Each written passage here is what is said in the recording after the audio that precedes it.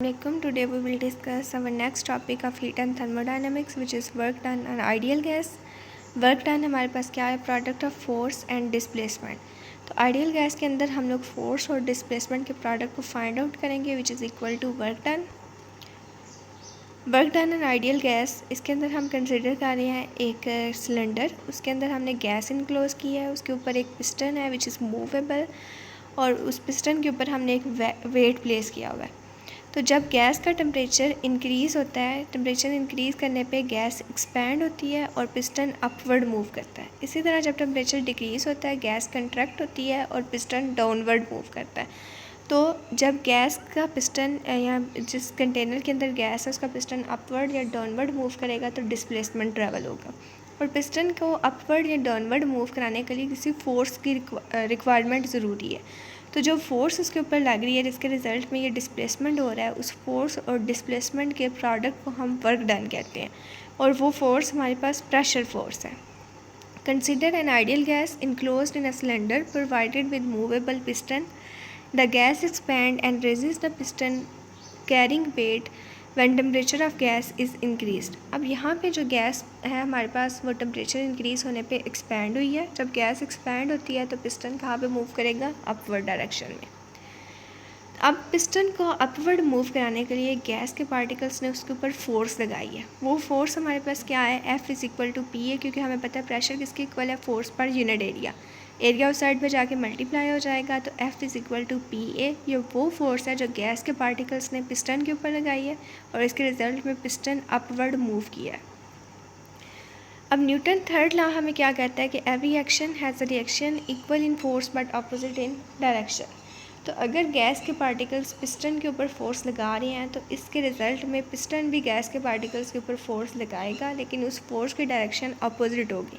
Magnitude में equal है लेकिन डायरेक्शन अपोजिट होगी. The force exerted by the piston and gas is equal and opposite to the force exerted by gas on the piston. तो अगर यहाँ पे देखा जाए तो डिस्प्लेसमेंट अपवर्ड डायरेक्शन में होगा. गैस के पार्टिकल्स पिस्टन के ऊपर मूव अप फोर्स जो लगा रहे हैं वो अपवर्ड डायरेक्शन में है, उसके रिजल्ट में पिस्टन अपवर्ड मूव कर रहा है. लेकिन पिस्टन जो गैस के पार्टिकल्स के ऊपर फोर्स लगा रहा है वो डाउनवर्ड डायरेक्शन में है. तो वो जो रिएक्शन फोर्स है वो डाउनवर्ड डायरेक्शन में है और जो डिस्प्लेसमेंट है वो अपवर्ड डायरेक्शन में हो रहा है. तो अगर हम इसे दो वेक्टर या एरो से शो करें तो एक अपवर्ड एरो डिस्प्लेसमेंट का और एक डाउनवर्ड एरो रिएक्शन फोर्स का, तो ये हमारे पास दो एंटी पैरेलल वेक्टर्स बनेंगे. और दो एंटी पैरेलल वेक्टर्स के दरमियान एंगल कितना होता है? 180 डिग्री. अब net amount of work done हम कैलकुलेट करते हैं, क्योंकि फोर्स भी हो गया और डिस्प्लेसमेंट भी ट्रैवल हो गया, तो product of force and displacement is called work done. यहाँ पे जो फोर्स है वो F is equal to P A है. इस फोर्स के लगने पर पिस्टन अपवर्ड मूव किया है और उसके रिजल्ट में पिस्टन ने भी एक रिएक्शन फोर्स लगाई है गैस पार्टिकल्स के ऊपर. तो वर्क डन हमारे पास dW is equal F dot D x. हम लोग ये जो नेट वर्क डन फाइंड करने के लिए इंटीग्रेशन अप्लाई करेंगे. W is equal integral DW which is equal to integral of F dot D X. F D X cos theta.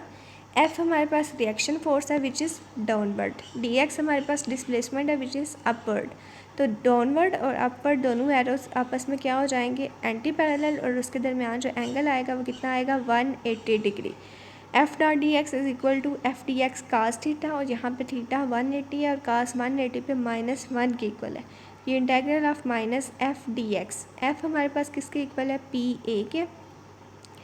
तो ये आ जाएगा integral minus P A D x. यहाँ पे हमारे पास डी एक्स वो डिस्प्लेसमेंट है जो पिस्टन ने मूव किया अपवर्ड डायरेक्शन में.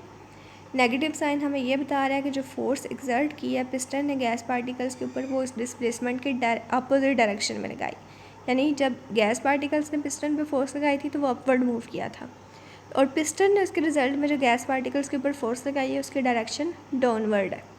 dx is displacement moved by piston in upward direction. Negative means force exerted by the piston on gas is against the distance moved by the piston. ये diagram में हमने show किया हुआ है. Initial pressure और initial volume में gas है, piston है उसके ऊपर वेट हैंग है. जैसे गैस एक्सपैंड होती है उसका वॉल्यूम भी चेंज हो जाएगा और उसका प्रेशर भी चेंज हो जाएगा. फाइनल वॉल्यूम और फाइनल प्रेशर, और पिस्टन अपवर्ड मूव किया गैस के एक्सपैंड होने पर, और जो डी एक्स डिस्प्लेसमेंट एरो है वो भी अपवर्ड डायरेक्शन में है. इसी तरह जो रिएक्शन की फ़ोर्स लगाएगा पिस्टन वो किस डायरेक्शन में होगी, डाउनवर्ड डायरेक्शन में। As the piston moves through distance dx, जैसे पिस्टन ने डिस्टेंस ट्रैवल किया तो उसका वॉल्यूम भी क्या हो गया, change. The volume of gas change by amount, अब कितना चेंज हुआ है वो हमारे पास वॉल्यूम एरिया और डिस्प्लेसमेंट के प्रोडक्ट के इक्वल होता है, यानी length multiply by width multiply by height. तो यहाँ पे एरिया को हम मल्टीप्लाई करेंगे dx से, तो ये dv चेंज इन वॉल्यूम को शो कर रहा है। अब वर्क डन हमारे पास जो पीछे हमने पढ़ा था वो क्या आंसर था, w is equal to integral minus P A D X. Area और ये जो dx है ये दोनों का प्रोडक्ट किसके इक्वल आ गया, dv के। यहाँ पे हम पुट कर देंगे dv, तो ये आ जाएगा w is equal minus integral P dv। अब जब गैस एक्सपैंड हो रही है, पिस्टन अपवर्ड मूव किया और गैस का वॉल्यूम इंक्रीज़ हुआ है, तो इट मीन्स dv वहाँ पे पॉजिटिव है, लेकिन वर्क डन नेगेटिव है क्योंकि reaction force downward, displacement upward, cos 180 पे माइनस आता है और वर्क डन हमारे पास नेगेटिव हो जाता है।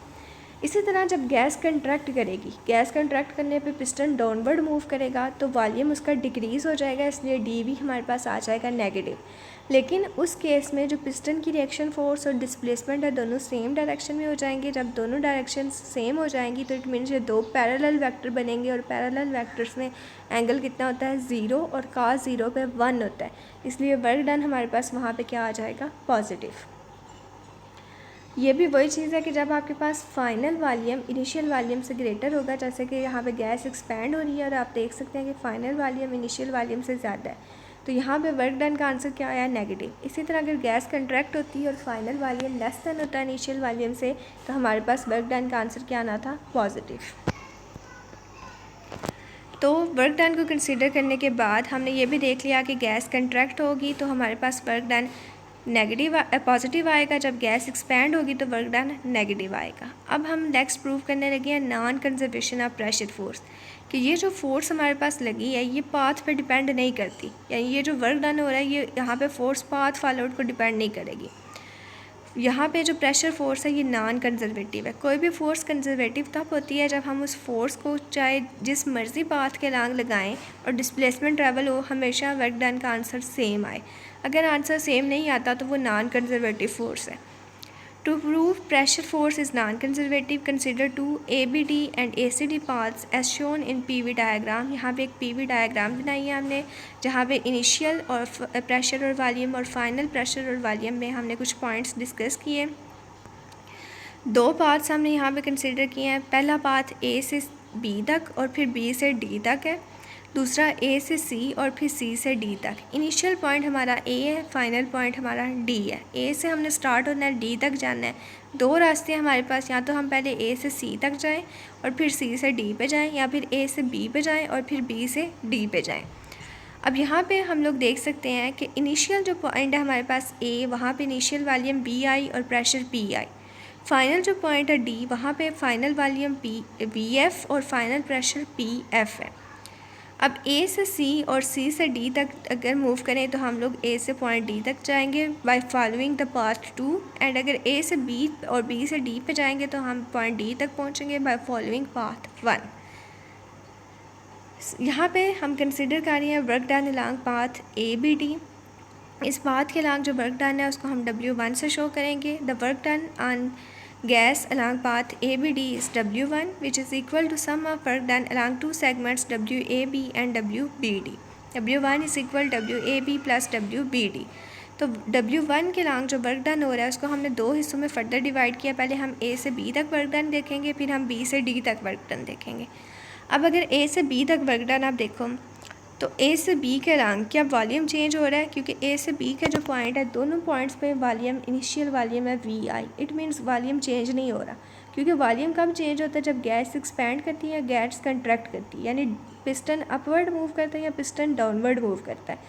इसी को हम इस तरह से भी कह सकते हैं कि जब डिस्प्लेसमेंट होता है, क्योंकि पिस्टन जब अपवर्ड या डाउनवर्ड मूव करेगा तभी डिस्प्लेसमेंट होगा। तो जब गैस के अंदर डिस्प्लेसमेंट ही नहीं हो रहा, वॉल्यूम ही नहीं चेंज हो रहा, तो इट मीन्स जब डिस्प्लेसमेंट ही ज़ीरो है तो W is equal to F⋅D का आंसर क्या आ जाएगा, ज़ीरो, नो वर्क डन।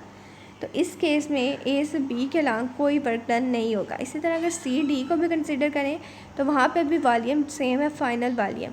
तो उस केस में भी जब वॉल्यूम चेंज नहीं हो रहा, डिस्प्लेसमेंट नहीं हो रहा, तो वहाँ पे भी कोई वर्क डन नहीं होगा। लेकिन अगर ए से सी और बी से डी देखें तो ए से सी के लांग वॉल्यूम चेंज हो रहा है, इनिशियल से फाइनल जा रहा है, बी से डी तक भी वॉल्यूम चेंज हो रहा है, तो इनके इन पार्ट्स के लांग वर्क डन होगा। तो W A B volume is constant, तो डब्ल्यू ए बी का आंसर आ जाएगा 0। W1 is equal to 0। W B D हमने integral minus P D V लगाया है, इनिशियल और फाइनल वॉल्यूम की लिमिट्स लगाई हैं। अब अगर हम देखें डब्ल्यू बी डी, बी से डी तक देखें, इनिशियल वॉल्यूम चेंज होकर फाइनल वॉल्यूम में हो गया, यानी हमारे पास बी आई था इनिशियल बी पॉइंट पे और डी पॉइंट पे जाके क्या हो गया, बी एफ। तो यहाँ पे हमारे पास जो प्रेशर है अगर उसको डिस्कस करें तो प्रेशर हमारे पास डी पॉइंट पे, बी से डी के लांग प्रेशर वाली लाइन में के देखें तो प्रेशर कितना है आपके पास, पी एफ। और ए से सी के लांग देखें तो प्रेशर कितना है आपके पास, पी आई। तो यहाँ पे हमारे पास प्रेशर क्या आ जाएगा, P F upper limit minus lower limit करेंगे, P F minus P F into V F minus V I, ये वर्क डन आ जाएगा अलॉन्ग पाथ 1। अब हम अलॉन्ग पाथ 2 यानी ए सी डी के अलॉन्ग वर्क डन कैलकुलेट करेंगे। बिल्कुल इसी तरह यहाँ पे भी 2 सेगमेंट में डिवाइड करेंगे। W2 is equal to W A C plus W C D. C D के अलॉन्ग कोई वर्क डन नहीं होगा क्योंकि वॉल्यूम कांस्टेंट है। ए सी के अलॉन्ग वर्क डन होगा क्योंकि वॉल्यूम इनिशियल वॉल्यूम से फाइनल वॉल्यूम में चेंज हो रहा है। लेकिन ए से सी तक अगर आप लोग देखो तो यहाँ पे जो प्रेशर है वो कितना है, पी आई। तो यहाँ पे हम लोग पी की जगह पे यूज़ करेंगे P I upper limit minus lower limit, W2 is equal minus P I V F minus V I. दोनों इक्वेशन या दोनों पार्ट्स को कंपेयर करें तो दोनों पार्ट्स के लाग जो वर्क डन है वो एक दूसरे के इक्वल नहीं है। W1 does not equal to W2। ये प्रूव हो गया कि यहाँ पे जो प्रेशर फोर्स है वो नॉन कंजर्वेटिव फोर्स है। The force is called conservative if work done does not depend upon path followed in a given field. In this case, work done depend upon path, so pressure force is non-conservative. तो ये हमारा prove हो गया कि pressure force एक non conservative force है।